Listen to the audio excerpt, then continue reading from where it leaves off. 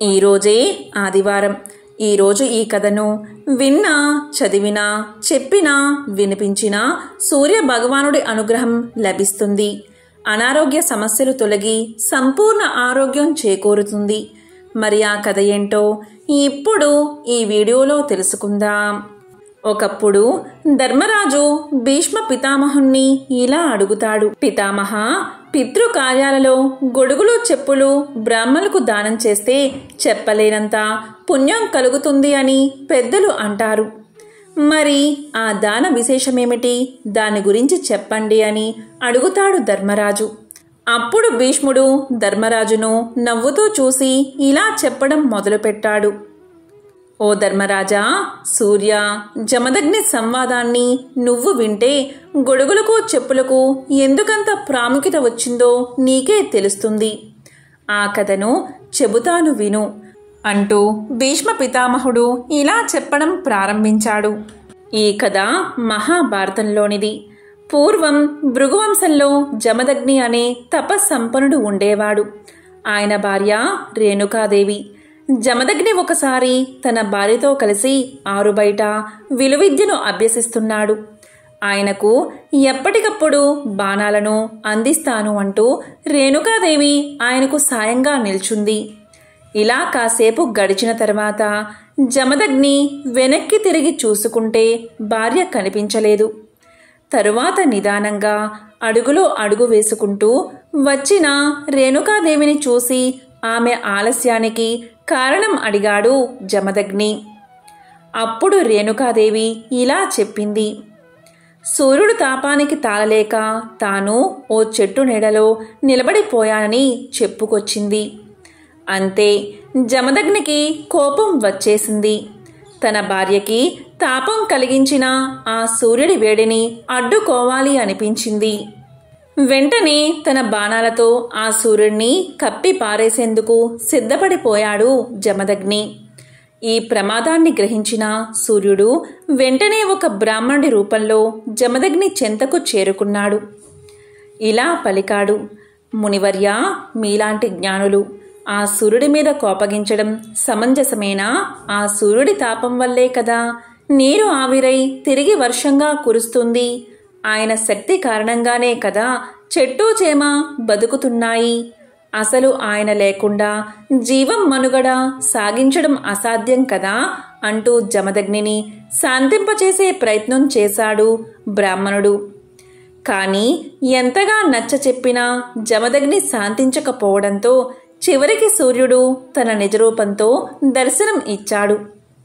ఇలా పలికాడు. ఓ బ్రహ్మర్షి, నా వల్ల ఏదన్నా అపరాధం జరిగి ఉంటే క్షమించు. అంతేకాని నీ కోపంతో నా వెలుగుని అడ్డుకుని ఈ లోకాన్ని అంధకారంలో ముంచెత్తకు అని వేడుకున్నాడు. సాక్షాత్తు ఆ సూర్య భగవానుడే క్షమించమని కోరడంతో జమదగ్ని మనసు కరిగిపోయింది. సూర్యుడు కూడా తన వల్ల కలుగుతున్న తాపానికి ఉపశమనంగా గొడుగు చెప్పులను సృష్టించి జమదగ్ని దంపతులకు కానుకగా ఇచ్చాడు. అలా గొడుగు చెప్పులను ధరించడం, వాటిని దానం ఇవ్వడం మొదలైంది.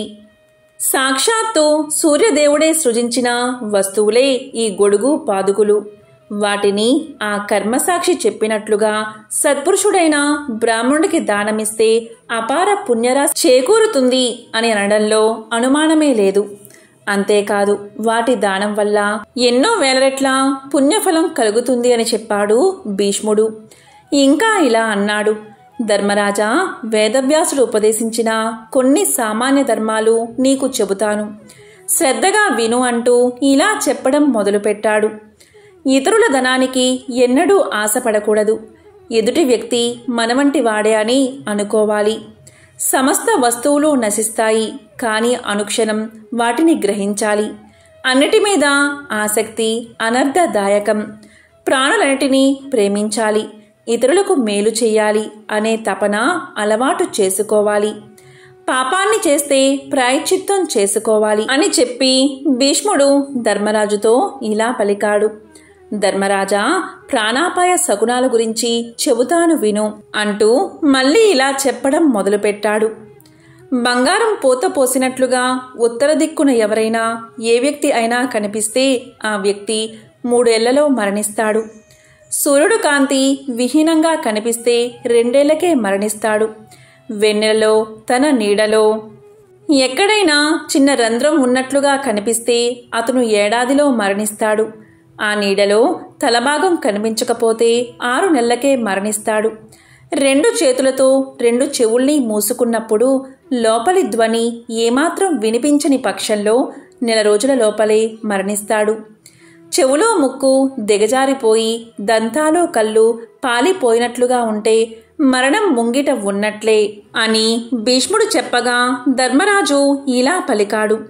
అవి వింటుంటే భయంగా ఉంది పితామహ అని పలికాడు. అప్పుడు భీష్ముడు ఇలా అన్నాడు. భయపడాల్సిన పనిలేదు ధర్మరాజా. ఇలాంటి శకునాలు కనిపించిన మరుక్షణమే ఏకాగ్ర దృష్టితో పరమేశ్వరుని ప్రార్థిస్తే ప్రాణానికి ఎటువంటి ప్రమాదమూ ఉండదు. పైగా పరమశివుని అనుగ్రహ భాగ్యం లభిస్తుంది అన్నాడు భీష్ముడు. ఇంకా ఒక కథను ఇలా చెప్పాడు. ఒకానొకసారి యుద్ధం జరుగుతున్న సమయంలో రథాలు పరుగులు తీస్తూ ఉన్నాయి. వాటికంటే వేగంగా ఒక కీటకం పరుగులు తీస్తూ రథాలను దాటిపోతూ ఉంది. దానిని వేదవ్యాసుడు గమనించాడు. అప్పుడు వ్యాసుడు కీటకాన్ని ఇలా అడిగాడు. ఎందుకంత వేగం? దానికి కారణమేమిటి అని అడిగాడు. అప్పుడు కీటకం ఇలా చెప్పింది. ఏం చెప్పమంటావు మునీంద్ర? ఒకదాని వెనుక ఒకటిగా రథాలు వస్తున్నాయి. రథ చక్రాల ధ్వని మారు మోగుపోతూ ఉంది. గుర్రాలను అదిలిస్తున్న వారి గొంతు మహాభయంకరంగా వినిపిస్తుంది. నాకు చాలా భయం వేస్తుంది. బతుకంటే ప్రాణికి మహా ఇష్టం. చావంటే చెప్పలేనంత దుఃఖం. ఆ దుఃఖాన్ని నేను తట్టుకోలేను. చనిపోవడం నాకు ఇష్టం లేదు. అందుకే విపరీతమైన వేగంతో పరుగులు తీస్తున్నాను. ప్రాణభీతి కంటే పరమ ఆందోళనకరం ఇంకేముంది మునీశ్వరా అని పలికింది. అప్పుడు ముని ఇలా అన్నాడు. ఓ కీటకమా, నీలాంటి జీవులకు ఇంద్రియ సుఖం ఉంటుందా? ఒకవేళ సుఖం ఉన్నా అది ఎంతసేపు ఉంటుంది? ఇప్పుడు దుఃఖంతో ఉండే నువ్వు బతికి ప్రయోజనమేమిటి? చనిపోవడమే సుఖం కదా. బాగా ఆలోచించు, నీకే అన్నీ తెలుస్తాయి అన్నాడు వ్యాసుడు. దానికి కీటకం ఇలా పలికింది. అదేమిటి మునీంద్ర, అంతమాట అన్నావు? పురుగులకు ఇంద్రియ సుఖం లేదన్నట్లుగా మాట్లాడుతున్నావేమిటి? మాకు మా స్థాయిని బట్టి ఇంద్రియ సుఖాలు ఉంటాయి. వాటిని మేము కూడా అనుభవిస్తూ ఉంటాం.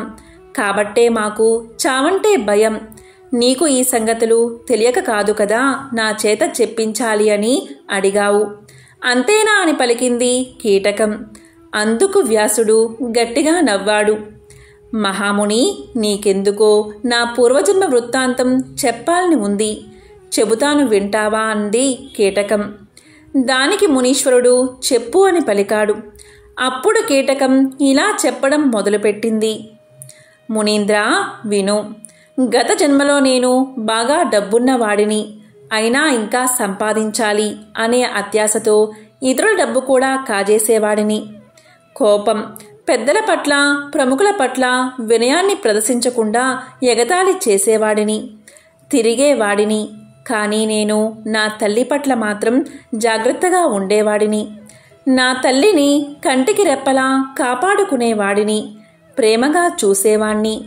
ఒకరోజు ఒక బ్రాహ్మణుడు నా దగ్గరకు వచ్చాడు.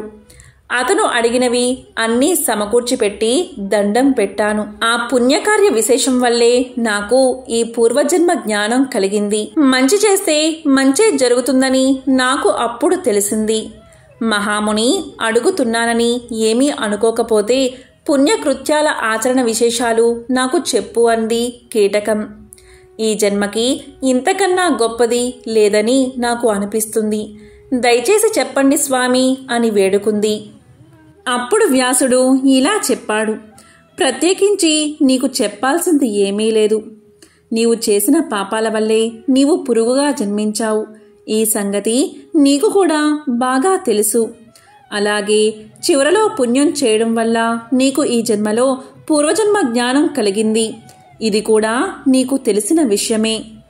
నీ గురించి నాకు ముందే తెలుసు కాబట్టి నీతో మాట్లాడాలి అని నాకు అనిపించింది. అందుకే నేను నీతో మాట్లాడాను. నా తపశ్శక్తితో నీ కీటకత్వాన్ని తొలగిస్తాను. బాధపడకు. తపఫలానికి మించింది లేదు. మానవ జన్మను స్వీకరించి పుణ్యం చెయ్యి. అది నీకు ఎంతో శుభప్రదం. నువ్వు చేసిన పుణ్యం కారణంగానే నీకు పూర్వజన్మ జ్ఞానంతో పాటు నన్ను కూడా కలుసుకోగలిగే అదృష్టాన్ని సాధించావు. నీకు ఇక సమున్నత స్థితి లభిస్తుంది. త్వరలోనే నీవు మానవ జన్మను సాధిస్తావు. మానవ జన్మలో కూడా నీకు పూర్వజన్మ జ్ఞానం ఉంటుంది. దాంతో నీకు ధర్మ తత్పరత అలవడుతుంది అని పలికాడు వ్యాసుడు. ఆ తరువాత కీటకం వైపు చూసి శుభం భూయాత్ అని ఆశీర్వదించాడు. అప్పుడు వ్యాసుని పాదాలకు అంటింది కీటకం. అతనికి ప్రణమిల్లింది. ప్రాణత్యాగం అక్కడే చూసింది. ఆ దృశ్యాన్ని చూసి లోకంలోని ప్రాణులన్నీ అద్భుతం అని అనుకున్నాయి. వ్యాస మహర్షి ఆశీస్సులకు అనుగుణంగా మరణం తరువాత మానవుడిగా అనేక జాతుల్లో జన్మించింది. ఆ కీటకం పుణ్యకర్మలు ఆచరించి చివరికి క్షత్రియ వంశంలో వర్ధిల్లింది. తరువాత రాజు అయ్యింది.